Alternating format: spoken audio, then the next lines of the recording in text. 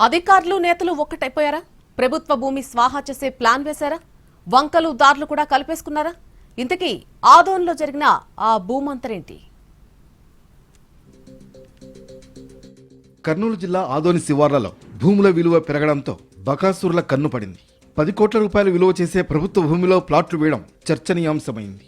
ఆదోని శివారులోని మండగిరిలో survey number 630లో 3 ఎకరాల 33 సెంట్ల ప్రభుత్వ భూమి ఉంది. ఇది ప్రజా అవసరాలకు దారిగా వదిలేశారు.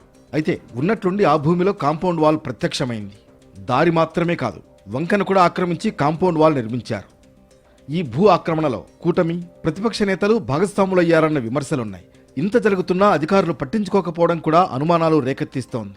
గతంలో ఆదోని తహసీల్దార్ ఆఫీసులో పనిచేసిన కొందరు కుమ్మక్కై 10 కోట్లు విలువ చేసే భూమిని స్వాహా చేసేందుకు ప్రయత్నించారు. పదవీ విరమణ చేసిన కొందరు తహసీల్దారులు పాత తేదీలు వేసి పట్టాలిచ్చినట్లు క్రియేట్ చేశారని సమాచారం. ఒక రెవెన్యూ ఇన్స్పెక్టర్ ఇందులో కీలక పాత్ర పోషించారు. ఈ వ్యవహారం ఉన్నతాధికారుల దృష్టికి కూడా వెళ్లినట్లు తెలుస్తోంది. మరోవైపు మండగిరిలో భూ ఆక్రమణపై తీవ్ర నిరసన వ్యక్తమవుతోంది. ఉన్నతాధికారులకు ఫిర్యాదులు కూడా వెళ్లాయి. మరి యాక్షన్ ఎలా ఉంటుందన్నది చూడాలి.